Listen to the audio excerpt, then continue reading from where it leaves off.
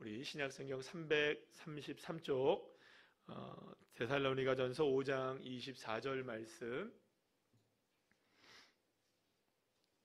우리 다 같이 한 목소리로 합독하시겠습니다. 너희를 부르시는 이는 미쁘시니 그가 또한 이루시리라. 아멘. 할렐루야.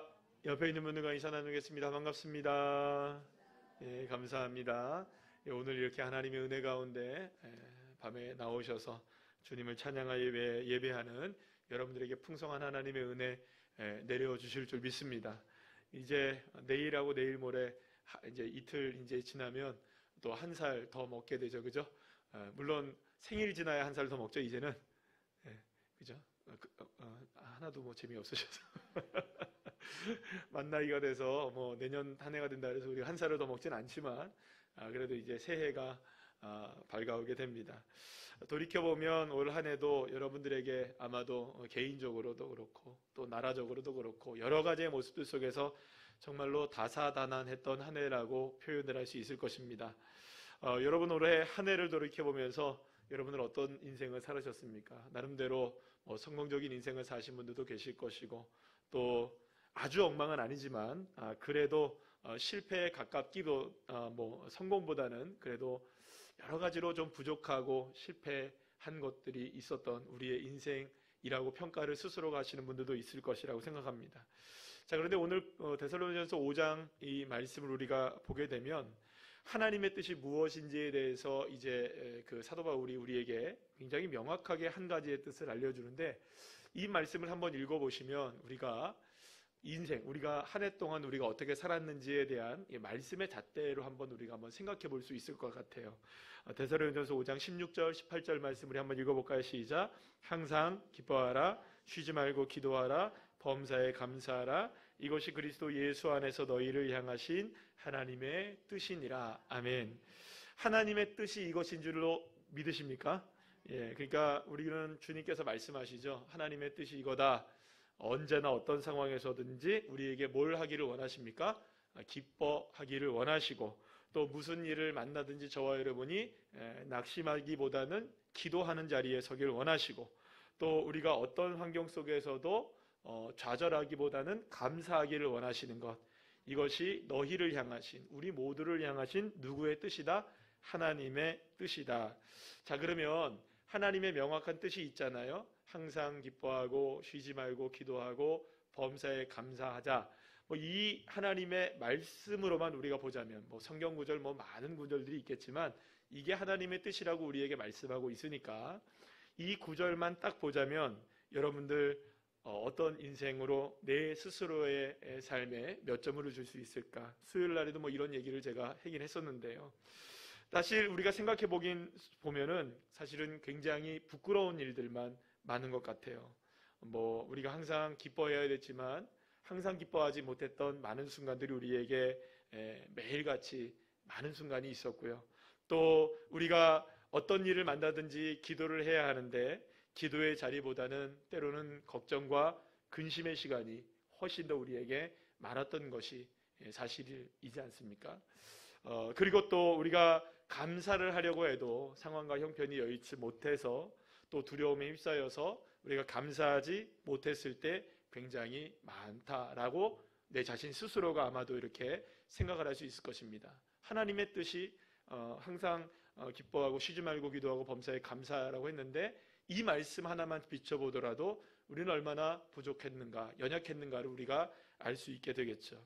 그래서 오늘 본문이 포함된 사실은 이 데살로니가전서 5장 말씀을 이렇게 쭉 읽어보면은 우리의 영적인 삶이든 육체적인 삶이든 낙제점에 가까운 인생을 올해도 살았구나라고 우리가 사실은 좀 비관적인 점수를 스스로에게 줄 수 있지 않을까, 그렇게 생각할 만한 말씀들이 쭉 적혀져 있는 걸 보게 됩니다. 사실 어떻게 보면은 그렇습니다. 우리가 영적으로도 육적으로도 성공한 인생들도 있겠지만 낙제점에 가까운 인생 우리가 살지 않았을까. 그렇다면 여러분, 이렇게 한 해를 지내면서 과연 그렇다면 우리는 정말로 실패한 인생인가? 과연 우리는 정말로 낙제점의 인생으로 올해를 맞춰야 하는가? 사실 여러분들 이제 성공과 실패의 기준에 관해서는 뭐 나름대로의 여러 사람들에 대해서 기준이 저마다가 다를 것이라고 생각할 수 있습니다. 여러분들 한번 생각해 보시면 예를 들어서 올림픽에 나가는 선수들이라고 생각해 보면 우상혁, 예를 들어서 우상혁 선수가 있다. 높이뛰기 잘하잖아요. 그분이 높이뛰기 뛰면 2m가 막 넘게 뛴단 말이에요. 그러면 여러분 그 사람의 기준은 세계 신기록일 거 아니에요, 그죠? 그러면 그 세계 신기록을 넘어서는 게 그 사람의 꿈이고 기준일 거예요. 자기의 기록이든지. 근데 만약에 저와 여러분을 높이뛰기를 시켜서 한다고 했을 때 여러분 몇 미터를 넘을 수 있을 것 같아요? 네. 여러분들 뭐 앞으로 넘든 뒤로 넘든 뭐 덤블링에서 넘든 여러분들은 몇 미터를 넘으실 수 있을 것 같으세요? 한 50cm? 뭐 1m? 기껏해야 뭐 이렇게 하면은 뭐 1m 조금 더 넘지 않겠습니까? 그러니까 어디에 기준을 두냐에 따라서 사실은 그게 낙제점이 될 수도 있고요. 이만하면 잘했다고 할 수도 있는 것이 돼요. 그렇다면 여러분 한번 생각해 봅시다.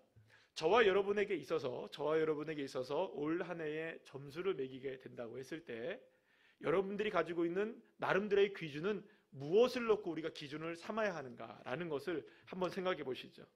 내가 가지고 있는 기준으로 생각을 삼는다면 뭐 여러분들이 어떤 모습으로 점수를 매길지는 모르겠어요. 그런데 여기에 하나님의 말씀의 점수를 딱 들여대면 우리는 방금 전에 한번 해봤죠, 그죠? 항상 기뻐하라, 쉬지 말고 기도하라, 범사에 감사하라. 이것만 딱 보더라도 여러분들 우리는 지금 큰일 났죠, 그죠? 하나님의 점수는 너무 어떻습니까? 우상혁보다도 훨씬 더 높으신 것 같다는 생각이 들잖아요.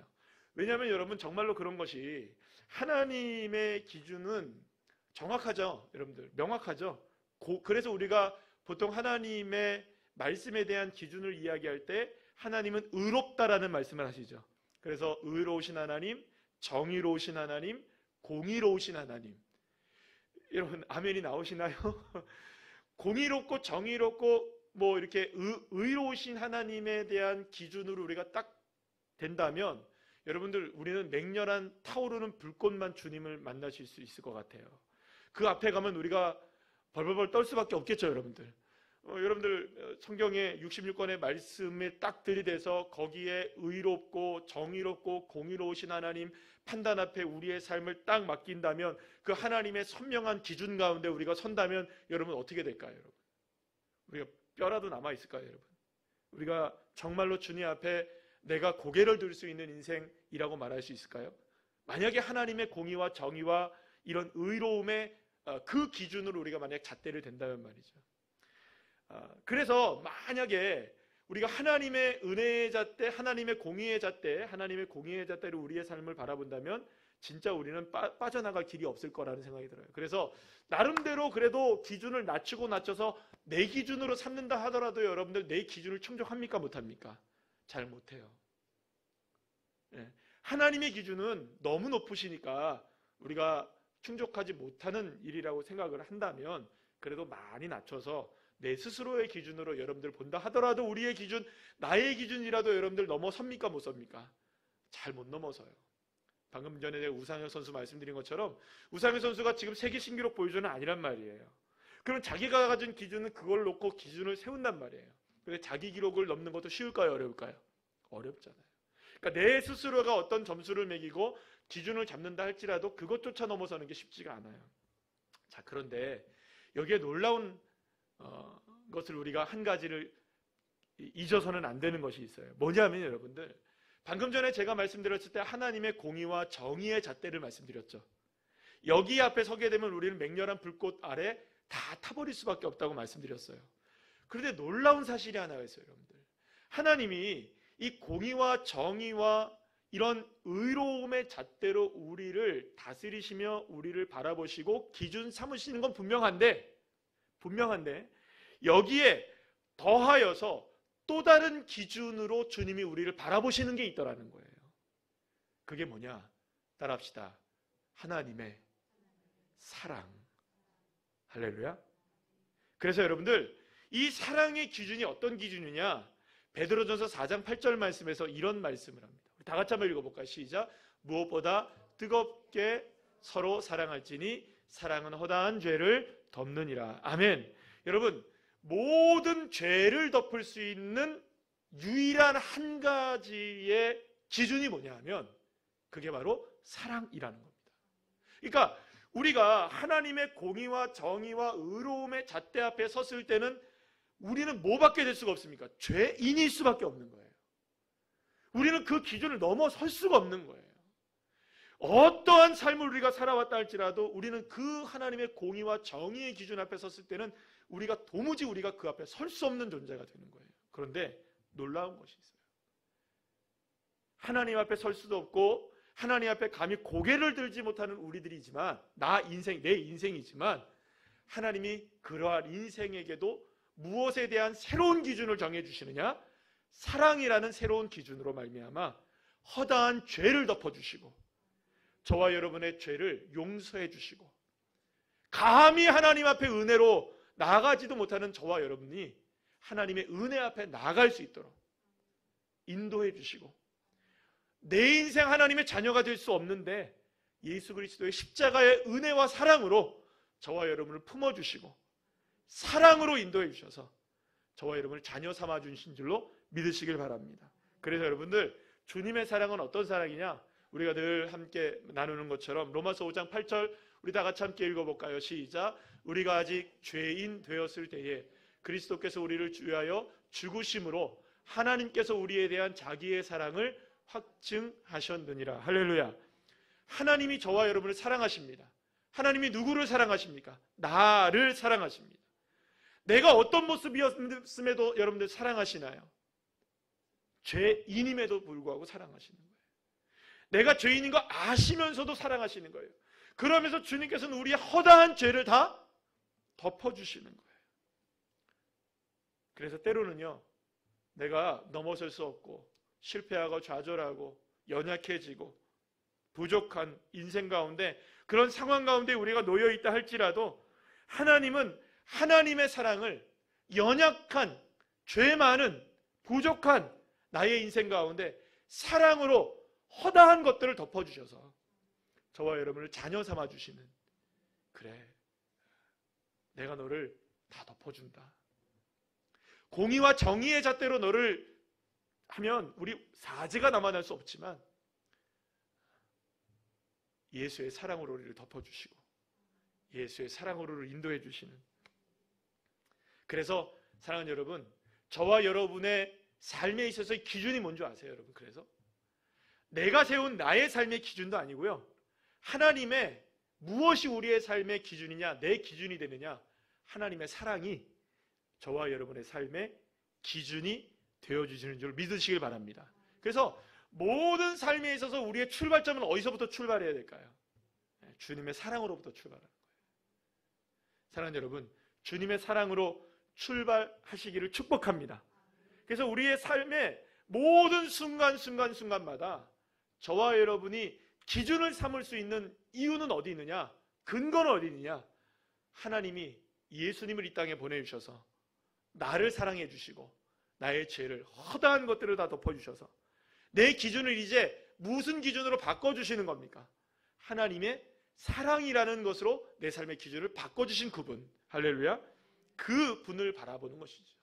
그러면 여러분, 내 기준으로 볼 때, 스스로의 내 기준으로 보든지 세상의 기준으로 보든지 어떤 기준으로 본다 했을 때 우리는 나름대로의 성공과 실패를 논할 수가 있을 거예요.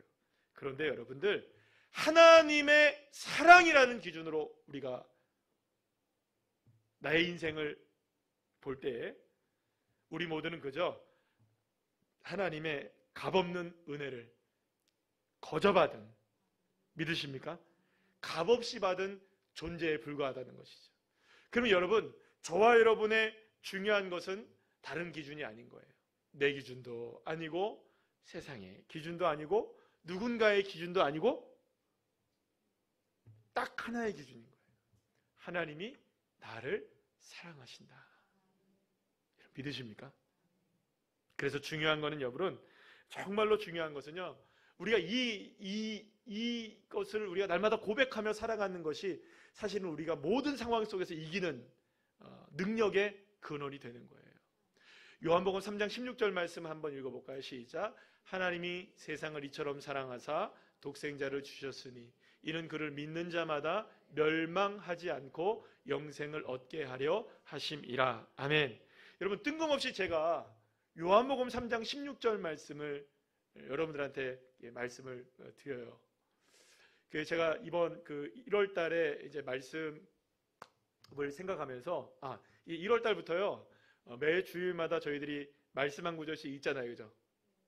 그 예배 바로 이제 우리가 딱 묵상한 다음에 말씀 한 구절 있잖아요. 이제 12개월 동안 한 달에 한 개씩 외울 겁니다. 이렇게. 그래서 시험 볼 거예요. 전교인 시험. 그래서 적어도 한 달에 한 구절 정도는, 물론 여러분들 10구절, 100구절 외워야 되지만, 우리가 대예배 때만, 우리가 1부, 2부 예배 때만 하더라도 우리가 주일날에 이 구절을 한 달에 꼭 외우자, 이런 걸 이제 쭉 할 건데, 제가 1월 달에 말씀을 뭘로 할까 고민을 하다가 기도하는 중에 제일 먼저 했던 구절이 뭔지, 바로 이 구절이에요. 요한복음 3장 16절. 그래서 첫 달은 쉽습니다. 1월 달은 좀 쉽게 넘어가는 달이 될 거예요. 자, 하나님이 세상을 이처럼 사랑하사 독생자를 주셨으니 이는 그를 믿는 자마다 멸망하지 않고 영생을 얻게 하려 하심이라. 이 말씀 너무나 우리가 잘 아는 말씀이죠. 자, 며칠 전에 신문에서 기사를 하나 봤어요. 국민일보 더미션, 거기에 기사가 하나가 났는데, 어떤 기사가 났냐 하면 우크라이나 사람들이 전쟁 중에 있잖아요. 지금 우크라이나 사람들이 전쟁 중에 있는데, 전쟁을 치르고 있는 우크라이나 국민들이 서로에게 말씀을 많이 보낼 거 아니에요, 서로가. 그죠? 여기 우크라이나 기독교 굉장히 잘 되어 있습니다, 여러분들. 기독교인들이 많아요.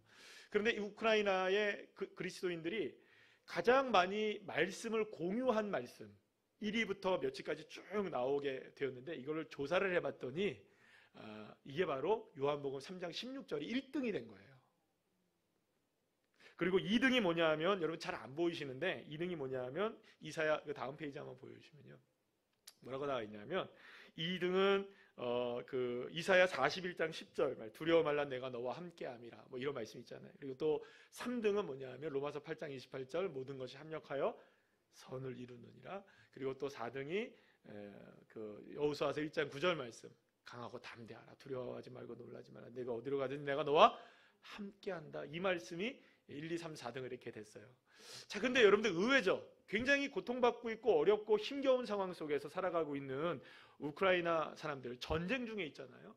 그러면 아마도 지금 방금 2, 3, 4위 정도, 2위 정도, 뭐 놀라지 말라, 내가 너와 함께함이라, 두려워하지 말라, 이런 말씀이 훨씬 더 소위 말하는 인기 있는 구절이라고 생각할 수 있는데, 요한복음 3장 16절이 최고로 인기 있는 구절이 된 거예요. 제가 자료를 찾아보면서 어떤 것까지 찾게 되었냐면, 2022년도에 크리스찬들을 대상으로, 전 세계인 크리스찬들 대상으로 조사를 해봤더니, 전 세계 크리스찬들이 가장 사랑하는 말씀도 뭔 줄 아세요, 여러분들? 이 요한복음 3장 16절 말씀이에요. 그런데 여러분들, 이 요한복음 3장 16절 말씀을 왜 우크라이나 사람들이 좋아하는가라는 이야기에 이제 기사가 쭉 나오는데, 거기에서 우크라이나 침례교 연합 부회장인 이고르 반두라라는 이런 분이 계시나 봐요. 그래서 이제 기사 가운데 이런 말이 써 있어서요. 한번 기사 다시 한번 띄워주시면 좋겠는데요. 이렇게 기사 가운데 이런 이야기를 합니다. 이 사람이 뭐라고 얘기하냐면, 상실과 고통 속에서 어둠의 권세에 대항해 위로를 주는 말씀이 첫 번째로 꼽힌 것은 놀라운 일이 아니다. 성경은 우리에게 격려와 지혜와 힘을 주는 가장 강력한 근원이다라고 이야기를 했대요. 제가 이 말을 풀어서 생각해 보면 뭐냐 하면, 우리의 삶에 수많은 어려운 일들이 다가오고 힘겨운 일들이 다가왔을 때 가장 크게 붙잡아야 하는 것이 무엇일까? 가장 위로를 받을 수 있는 말씀은 무엇일까? 우리를 가장 힘주게 하시는 그 말씀은 무엇일까? 그것은 다른 것이 아니라 하나님이 나를 사랑하신다, 이걸 붙잡는 거였던 거예요. 두려워 말라, 놀라지 말라, 하나님 놀라지 않을게요, 이걸로 안 놀라는 게 아니라는 거예요. 여러분, 그래서 이 말씀이 틀렸다는 말씀하는 게 아니에요. 무슨 말인지 아시겠죠? 합력하여 선누리신다, 맞아요, 하나님 합력하여 선누리는 거 맞아요.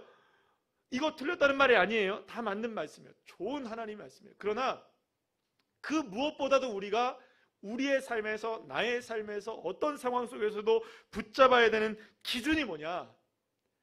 세상의 그 어떤 기준도 아니라, 그 어떤 위로도 아니라, 그 어떤 무엇도 아니라 무엇을 붙잡게 되느냐? 전쟁 중에 지금 살아가고 있는 우크라이나 사람들이 가장 붙잡고 있는 하나님의 말씀이 뭐냐? 하나님이 나를 사랑하신다. 사랑하는 여러분, 그렇기 때문에 우리의 삶의 기준 역시 나를 바라보는 기준으로, 세상이 나를 바라보는 기준으로 여러분들 내 기준을 정하는 것이 아니라 하나님의 사랑이 나의 삶의 기준이 되어질 때, 그때 하나님의 놀라운 역사가 우리의 삶에 비로소 충만하게 일어나게 되고 회복되는 줄로 믿으시길 바랍니다. 그래서 여러분, 그 주님이 지금 누구와 함께 계십니까? 나와 함께 계시고, 그 주님이 나의 목자가 되심을 믿는 사람이라면, 나를 사랑하시는 주님이 나의 목자가 되심을 믿는 사람이라면, 여러분들, 나는 실패할 수가 있고 나는 연약해질 수 있지만 하나님은 연약해지지 않고 하나님은 실수하지 않고 실패하지 않는다는 것. 왜냐하면 주님은 바로 그런 하나님이시기 때문이죠. 여러분, 다니엘 한번 생각해 보시죠. 다니엘은 왕의 식탁을 거부하고 용광로 속에 던져지는 신세가 되면, 여러분, 이거 누가 봐도, 뻔하게 봐도 누가 봐도 실패입니까? 성공입니까? 실패잖아요. 하루에 3번 기도하는 것을 강행하는 것으로 인하여서 그 나라의 범죄자가 되어서 사자굴에 던져졌다? 실패입니까? 성공입니까? 실패죠. 세상 모두가 다 무모하다고 다니엘을 향해서 손가락질합니다. 왜 그렇게 사냐고, 왜 실패의 길로 걸어가냐고. 그 순간 다니엘이 결정한 것 하나가 있어요. 여러분들, 뜻을 정합니다. 한 가지의 뜻을 정해요. 오직 주님만 사랑하기로. 사랑하는 여러분, 성공과 실패를 논할 수 있는 분은 딱 한 분이십니다. 여호와 하나님. 그래서 주님 안에서만 여러분들 판단받으시길 축복합니다. 세상 사람들이 뭐라 하든, 내 인생을 어떻게 평가하든, 주님이 나를 어떻게 평가하고 계시느냐, 주님이 나를 어떻게 보고 계시느냐, 그 주님으로 인하여 사랑하는 여러분, 오히려 멋진 승리자의 길을 걸어가시는 주의 자녀들 되시기를 소망합니다. 여러분, 악한 사람 하만의 계략으로 인하여서 이스라엘 백성들이 페르시아에서 다 죽을 뻔한 위기를 처했잖아요.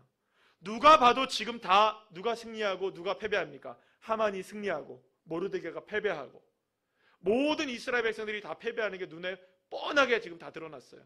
근데 딱 한 사람이 뭐라고 고백합니까? 죽으면 죽으리라. 누구를 향하는 것입니까? 내 삶의 기준을 누구에게 두리라?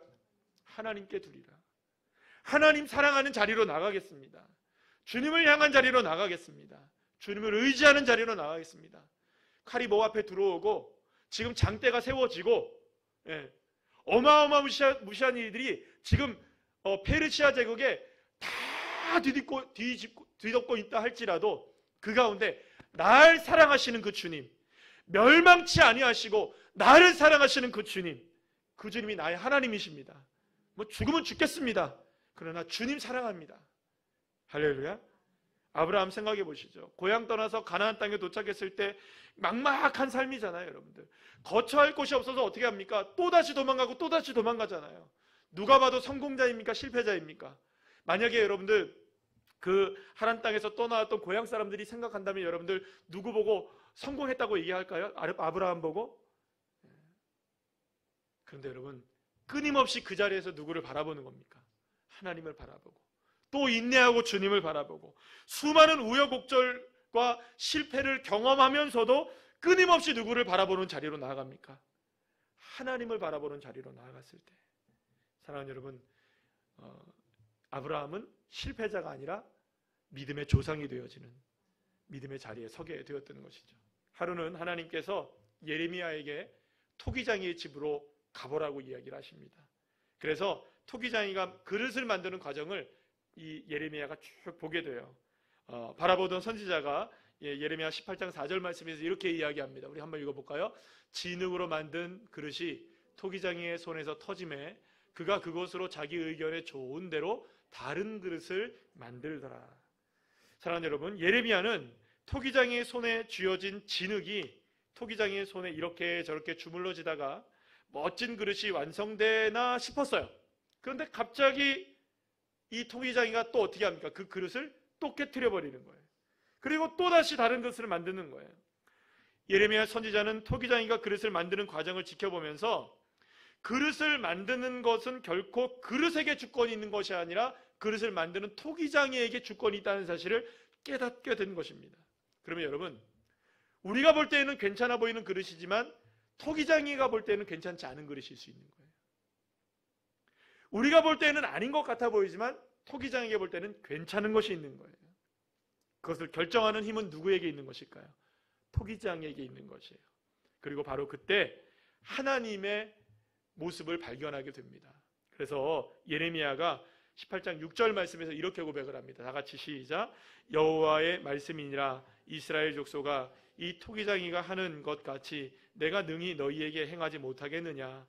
이스라엘 족속아 진흙이 토기장이의 손에 있음 같이 너희가 내 손에 있느니라. 아멘. 사랑하는 여러분, 진흙이 토기장이의 손에 있음 같이 이스라엘이 하나님의 손에 있는 것, 그러면 저와 여러분의 인생도 누구의 손에 있음을 믿어야 할까요? 하나님의 손 안에 있음을 믿으시길 바랍니다. 그러나 여러분, 주님께서 때로는 우리의 삶을 깨트리기도 하시고요, 만들어 가시기도 하시고, 이렇게 주물러 주시기도 하시고 저렇게 주물러 주시기도 하는 거예요. 그럼 뭘 만들어내시는 걸까요? 하나님이 하나님의 최고의 걸작품을 만들어 내시는 줄로 믿으시길 바랍니다. 그러니 여러분, 지금 우리는 어떤 상황 가운데 있을까요? 지금 만들어지고 있는 과정 가운데 있는 거예요. 때로는 이 만들어짐의 과정이 우리가 인생으로 치자면 오랜 시간을 걸쳐 만들어내지 않겠습니까? 여러분, 자, 한번 여기를 한번 보시죠. 저를 한번 보시면, 저는 목사로서 지금 제가 목사 안수 받은 지 올해로 20년이 있잖아요. 예. 목사 안수 받은 지 제가 20년이 됐는데, 그러면 저러면 20년 차 목사로서 저는 목사로서 완성됐죠. 여러분들 보시기에 딱 완성돼 보이지 않습니까? 아니, 여러분들 어떻게 생각하세요? 아니, 정확하게 좀 얘기해 주세요. 제가 알아야 되니까. 여러분들 보시기에 제가 목사라서 우리 목사님은 이 정도면 인정으로 말고 사정으로 말고요. 객관적으로 여러분 보실 때 저는 완성된 목사일까요? 말씀 못 하시잖아요. 삐지를. 그런데 여러분 고맙습니다.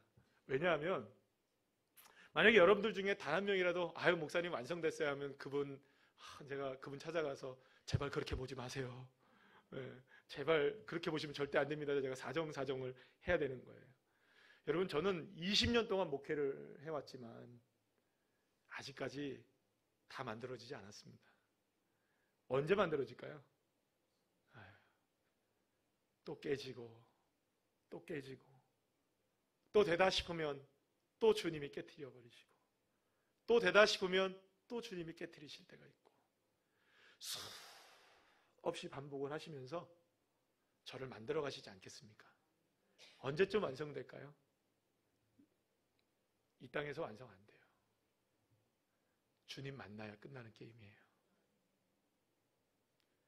사랑하는 여러분, 때로는 이 과정이 너무 지난하기도 하고 우리를 힘겹게 만들기도 하고 지루하게 만들기도 하고 때로는 그래서 지치기도 하고 언제까지 깨져야 되는지, 언제까지 이렇게 돼야 되는지 알 수 없는 싸움 가운데 우리가 지금 살아간다 할지라도 분명한 것 한 가지가 있어요. 주님이 붙잡고 계시다는 것. 하나님은요, 놀랍게도 이 진흙 덩어리를 손에서 떨어뜨리신 적이 없으신 거예요. 주님의 손으로 계속 만지고 계시는 거예요. 주님이 계속 보고 계시는 거예요. 때로는 그것이 이번에는 잘 될까 싶어 불에 집어넣어서 굳히는 시간이 걸리기도 하겠죠? 그러나 그 시간조차도 토기장이는 계속 뭘 보고 있을까요? 보고 있는 거예요. 불 속에 들어가도, 물 속에 들어가도, 진흙 덩어리가 되어져도, 깨져도 주님이 만들고 계시는 겁니다. 그래서 하나님의 손길 안에 있는 우리들은 결코 실패함이 없는 겁니다. 물론 여러분, 저 실수 많고 저 부족한 것 많고 연약한 것 많고 안 되는 것 많은 거 저 스스로가 잘 알고 있어요. 그러나 그럼에도 불구하고 주님은 실수하지 않으세요. 그래서 주님이 만들어가고 계시는 거예요. 그렇다면 여러분들, 한 가지 우리가 분명하게 고백해야 되는 것이 있어요. 우리가 오늘 본문 데살로니가서 5장 24절 말씀 우리 다 같이 한번 읽어볼까요? 시작. 너희를 부르시는 이는 미쁘시니 그가 또한 이루시리라. 아멘. 사랑하는 여러분, 하나님 신실하십니다. 하나님이 우리를 만들고 계시는 거예요. 붙잡아주고 계시는 거예요. 이끌어주고 계시는 거예요. 너무나 신실하신 하나님이 비록 우리가 항상 기뻐하지 못하고 기도하지 못하고 감사하지 못하고 사랑하지 못하고 섬기지 못하고 화목하지 못하고 또 우리의 계획이 실패로 넘어지기도 하고 낙심되어지기도 하고 두려움에 떨기도 하는 수많은 삶을 우리가 살아가고 있지만 그럼에도 불구하고 나를 붙들고 계시는 그 하나님의 손길은 신실하시고 그 주님의 신실하심이 또한 이루어 가시기에 사랑하는 여러분, 저와 여러분은 실망하지 마시고 올 한 해 어떻게 살아오셨든지 올 한 해 뭐 어떤 모습으로 우리가 지금까지 왔든지 많은 인물을 남겼던 여러분들 뭐 5달란트를 남기셨던 2달란트를 남기셨던 뭐 생각해보니 1달란트도 제대로 남기지 못한 인생이라 할지라도 여러분 오늘 이 시간 다시금 그 신실하신 주님을 의지하면서 주님을 바라보며 나아갈 때에 주님께서 오늘 말씀하십니다. 내가 신실하신 내가 이루겠다. 여러분들 주님이 신실하시니까 누가 이루시는 것일까요? 주님이 이루시는 거예요. 그럼 우리는 끝까지 누구를 바라보며 나가면 될까요? 그래서 주님이 나의 안에 거하라. 너는 내, 나는 너의 하나님이다. 말씀하시는 것이겠죠. 사랑하는 여러분, 오늘 내가 이룰 것이다 라고 말씀하시는 그 주님의 음성에 힘을 얻으시고 위로를 받으시고 그래서 신실하신 주님을 바라보시면서 오늘 이 밤에 주님을 향해 마음껏 기도하시고 주님을 향해 다시금 우리가 새로워질 수 있는 그런 시간이 되시기를 간절히 축복합니다.